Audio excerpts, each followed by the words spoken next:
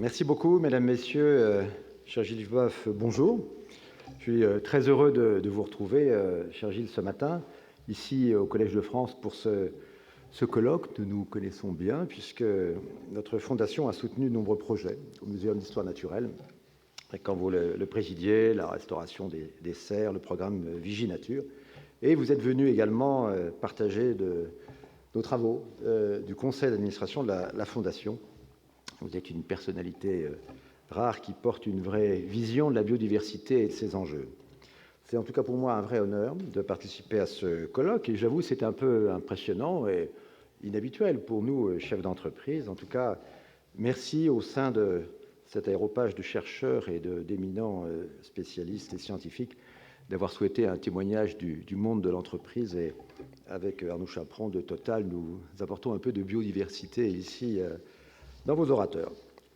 Alors, vos travaux ici au collège portent sur deux grands temps, la biodiversité d'un monde d'avant l'humain et la biodiversité dans un monde où l'humain fait irruption et va à son tour structurer la nature.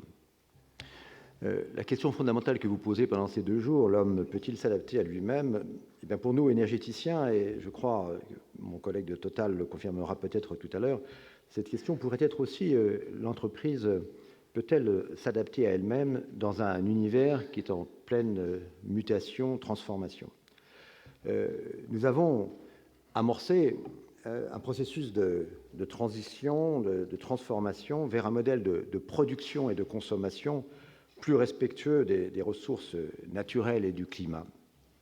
Cette transition énergétique, puisque c'est comme ça qu'elle s'appelle quasi officiellement, cette transition énergétique occupe le débat public national depuis plusieurs mois, mais c'est un débat qui est devenu international, très fortement européen. On voit bien, il est au cœur de la politique énergétique allemande et européenne, et aujourd'hui mondiale.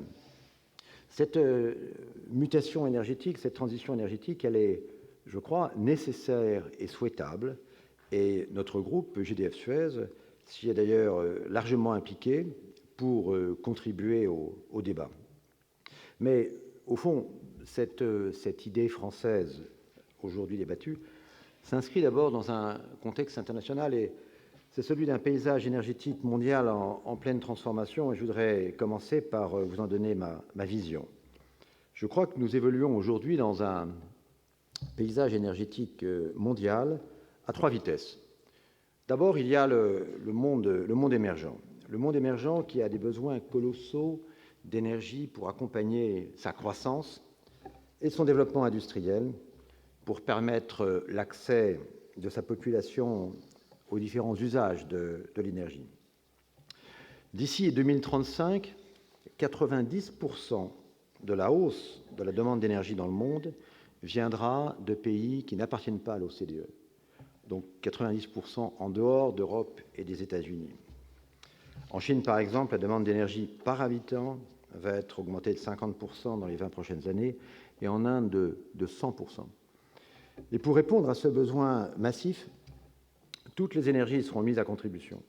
Et même si le charbon devrait rester en tête du mix énergétique, les pays émergents se tournent de plus en plus vers les énergies faiblement carbonées. Cela se traduit notamment par un essor rapide du gaz naturel, qui, d'après l'Agence internationale de l'énergie, pourrait couvrir un quart des besoins nouveaux d'ici 2030. Et le gaz a des atouts très forts, dont les pays émergents ont bien compris le rôle. Le rôle du gaz est d'ailleurs mieux reconnu dans le monde entier qu'en France même. C'est une énergie qui va leur permettre de modérer leur impact sur le changement climatique, mais aussi sur la pollution locale de l'air, qui devient un sujet de plus en plus alarmant. On connaît la pollution de la ville de Pékin. Eh bien, les Chinois ont compris que la façon la plus rapide de dépolluer l'air à Pékin, c'était de passer du charbon au gaz. Et d'ailleurs, nous avons signé un accord à l'occasion de la visite du président chinois avec la ville de Pékin pour cela. Le gaz, c'est une énergie qui va aussi leur permettre de diversifier leurs sources d'approvisionnement et souvent d'exploiter leurs ressources domestiques, conventionnelles ou non conventionnelles. Si on prend l'exemple du plan quinquennal chinois, qui accorde ce plan une place majeure au gaz naturel, et c'est indispensable parce que le charbon occupe aujourd'hui 70% du mix énergétique, donc c'est une part excessive qui a entraîné des inquiétudes environnementales tout à fait justifiées et dont d'ailleurs les conséquences sont tellement visibles qu'elles marquent l'image de la Chine et qu'elles la détériorent. Sans compter que la Chine a des ressources substantielles de gaz conventionnel, mais aussi des ressources considérables, les plus grandes du monde, en gaz non conventionnel. Au final, la consommation de gaz en Chine pourrait quadrupler d'ici 2030 pour atteindre la taille actuelle du marché européen du gaz. Autre phénomène peut-être moins connu dans le monde émergent, la forte croissance des énergies renouvelables. Aujourd'hui, la majorité des nouvelles capacités renouvelables dans le monde se construit en dehors d'Europe et des États-Unis. Un nombre croissant de pays émergents encourage le développement accéléré d'installations renouvelables.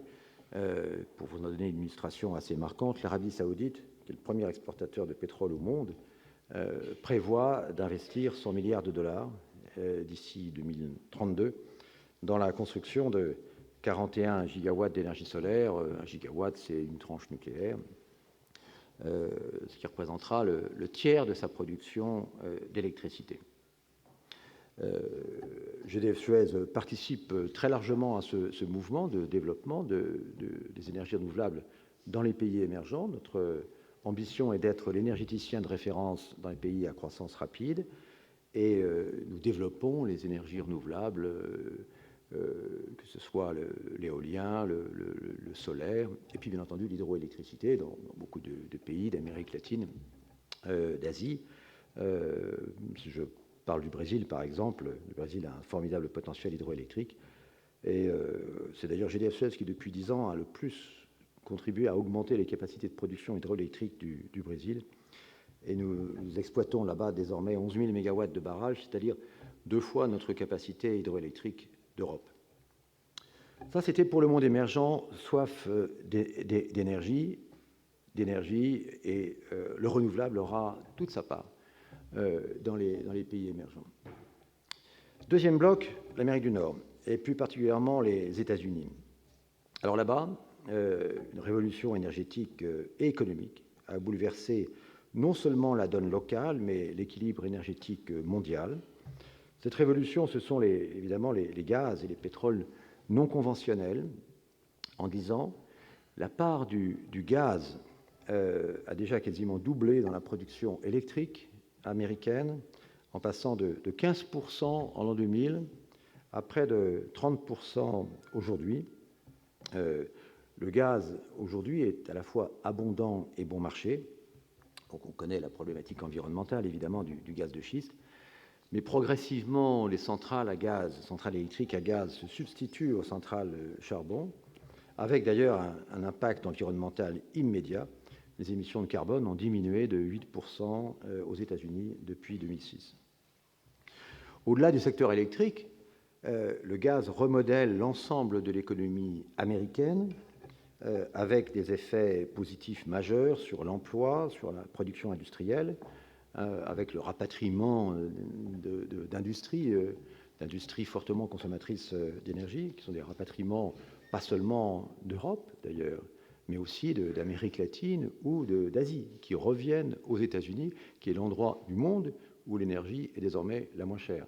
Le gaz est le meilleur marché au monde, est aux États-Unis. Dès lors, l'électricité produite à partir du gaz est très bon marché. Et au passage, le charbon qui n'est plus utilisé est également très bon marché aux États-Unis, mais comme vous le savez, exporté en Europe avec ce phénomène exactement symétrique en Europe. Ce qu'on constate aussi, c'est que le gaz se substitue à d'autres, non seulement au charbon, mais à d'autres formes d'énergie, est utilisé de plus en plus pour les bus, les camions, les trains et les bateaux. Cette révolution va connaître un tournant avec l'exportation de gaz américain. Alors, ce ne sera pas immédiatement bouleversant, mais ceci va accélérer la mondialisation des échanges de gaz. Les États-Unis étaient des importateurs de gaz, de gaz naturel liquéfié. D'ailleurs, nous étions le premier importateur de gaz naturel liquéfié aux États-Unis. Et les États-Unis sont devenus autosuffisants d'abord en gaz, et ils vont devenir exportateurs. Et on voit que les exportations américaines de gaz se sont invitées dans le débat sur la crise russo-ukrainienne et la question de la sécurité d'approvisionnement en gaz de l'Europe. Alors, GDF Suez fait partie des premiers acteurs engagés dans l'exportation de GNL. Nous avons bâti un projet en Louisiane qui s'appelle le projet Cameron pour liquéfier du gaz et l'exporter dans le reste du monde. Au début, ce sera évidemment principalement en Asie, compte tenu du prix du gaz sur place et de la demande.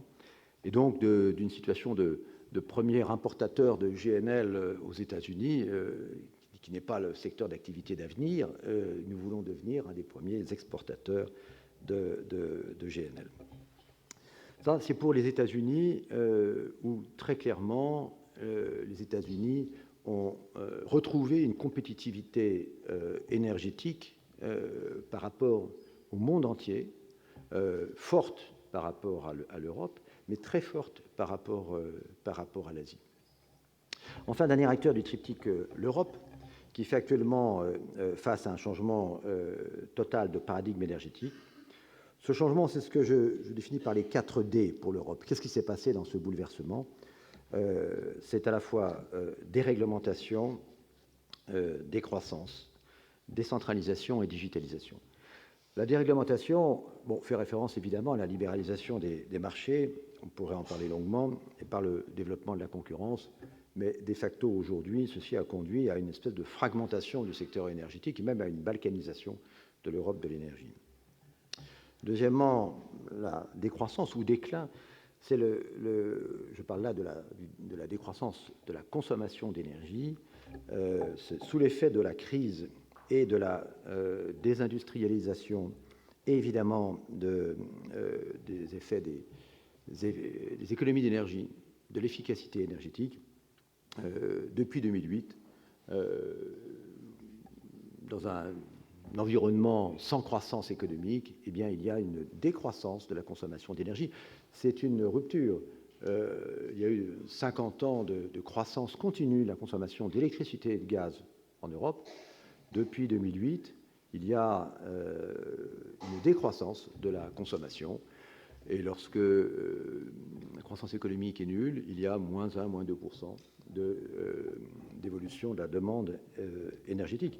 La différence d'ailleurs est la même aux États-Unis, sauf qu'avec 3% de croissance aux États-Unis, il y a encore 1% de croissance de la demande en gaz ou en électricité. Décentralisation et digitalisation sont les moteurs d'une nouvelle forme de production de consommation d'énergie. Et c'est là que se trouvent finalement les moteurs les plus forts de la mutation énergétique ou la transition énergétique. On assiste à un déplacement de l'équilibre des systèmes énergétiques en raison de la technologie vers le client, vers les territoires, que ces clients soient industriels, que ce soit des ménages, que ce soit des collectivités locales. Et là, on a plusieurs phénomènes qui sont phénomènes corrélés qui sont à l'œuvre. D'un côté, il y a la volonté croissante des territoires de maîtriser leur politique énergétique et celle des clients de gérer au mieux leur énergie, leur politique énergétique, leurs dépenses d'énergie en devenant des consommateurs, comme on dit, avertis. Et de l'autre, du côté de l'offre, il y a la possibilité de la technologie de satisfaire de plus en plus ces besoins de maîtrise. Et je pense aux technologies dites intelligentes, comme les compteurs communicants, les smart grids, les capteurs, ou encore toutes les technologies digitales, qui sont amenées à jouer un rôle de plus en plus important. Et je pense aussi aux technologies strictement renouvelables de production d'électricité qui permettent le déploiement des énergies locales que sont le solaire, l'éolien, la biomasse ou encore le biogaz. Ma conviction, c'est que on passe d'un monde ancien à un monde nouveau en Europe, et que cette évolution, elle est irréversible. Le temps de la production d'énergie centralisée, assurée par des acteurs monopolistiques historiquement, à partir de grandes unités, même d'unités de plus en plus grandes, ce temps-là est révolu. L'heure est aujourd'hui au partenariat entre producteurs et consommateurs. L'heure est aussi à la miniaturisation croissante des technologies. Une grande centrale électrique, c'est 1000 fois la puissance d'une éolienne. Et une éolienne, c'est 1000 fois la puissance d'un panneau photovoltaïque installé sur un toit. Et donc, on entre dans un système énergétique où les unités de production sont potentiellement 1 million de fois plus petites qu'avant. Et je crois que l'un des leviers les plus puissants de la transformation énergétique se trouve là.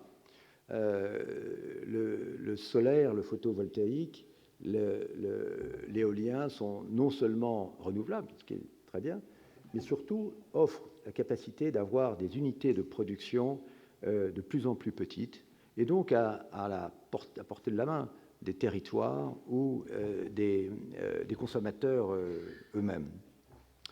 Alors, GDF Suez, qui a exercé le monopole du gaz en France, le monopole de l'électricité en Belgique, ne s'accroche pas à l'ancien monde. Bien au contraire, d'ailleurs, nous l'avons un peu montré de façon spectaculaire en dépréciant massivement de 15 milliards d'euros nos actifs liés à l'ancien monde, à la production d'électricité en Europe. Nous avons souhaité, au contraire, anticiper et accompagner ces transformations. C'est la raison pour laquelle, d'ailleurs, notre stratégie aujourd'hui se définit en deux parties: être l'énergéticien de référence dans le monde émergent et être le leader de la transition énergétique en Europe. Et donc, nous sommes impliqués dans le débat français sur la transition énergétique en faisant 22 propositions, dont 2 principales, je dirais. La première, c'était l'accélération des politiques d'efficacité énergétique, en se concentrant sur une priorité qui est la rénovation thermique des logements. Le deuxième pilier, c'est la nécessité d'utiliser toutes les énergies, de s'appuyer sur un mix diversifié pour répondre à la diversité des usages de l'énergie, et que ce soit pour le chauffage, pour les usages spécifiques de l'électricité, pour le transport ou pour l'industrie. Et pour chaque besoin, il faut trouver la forme d'énergie la plus adaptée. Et nous avons préconisé, par exemple, de pousser un peu le gaz renouvelable, le biogaz ou le biométhane issu de la fermentation des déchets, pour lesquels la France a des capacités avec une agriculture de grande dimension, alors qu'on n'en fait aujourd'hui presque rien comparativement à d'autres pays d'Europe qui, d'ailleurs, ont des capacités agricoles qui sont à peu près équivalentes à la nôtre. En tout cas, le biogaz issu de la fermentation des déchets est une énergie tout à fait pertinente qui pourrait représenter, à notre avis, on a fait des travaux, l'horizon 2030, 20% de notre consommation de gaz en France, ce qui n'est pas du tout négligeable, et ça pourrait contribuer à la pérennité des filières agricoles. Alors, le débat politique et sociétal se poursuit en France. Il doit se concrétiser par une loi, je pense que Mme Royal en a parlé, mais surtout, il est nécessaire que la réflexion française s'inscrive en cohérence avec le cadre européen. En effet, il revient à l'Union européenne d'accompagner les États dans la lutte contre le changement climatique, tout en assurant la compétitivité des industries et la sécurité d'approvisionnement. Or, ce sont les 3 objectifs que s'était fixé l'Europe. Or, sur tous ces points, jusqu'à présent, on doit dresser un triple constat d'échec.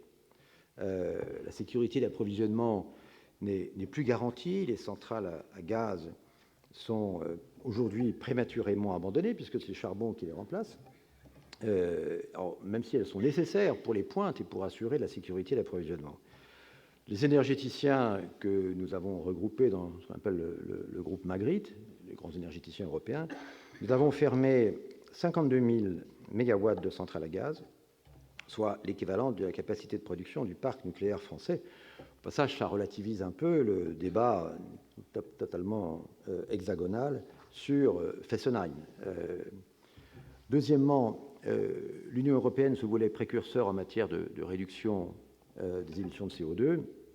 Or, on voit les émissions de CO2 repartir à la hausse en Allemagne, par exemple, ne serait-ce que l'année dernière, puisque le gaz de schiste a chassé le charbon des marchés américains, et le charbon vient se déverser sur nos marchés européens et chasser le gaz. C'est une véritable aberration écologique. Troisièmement, la facture énergétique. Tout ça visait quand même à faire baisser la facture. Or, elle est en hausse. La facture énergétique est en hausse en Europe, alors qu'elle baisse aux États-Unis. Donc, le gap de compétitivité s'aggrave. Alors, c'est pourquoi, il y a un peu plus d'un an maintenant, j'avais proposé de réunir les 10 plus grandes entreprises énergétiques européennes confrontées à cette situation, les utilities, pour lancer un cri d'alarme conjoint qui a été porté devant le chef d'État, François Hollande, Angela Merkel et d'autres, et devant la Commission européenne et le Parlement européen, devant le grand public aussi, pour que ce sinistre industriel qui est en train de s'opérer en silence soit un peu plus connu.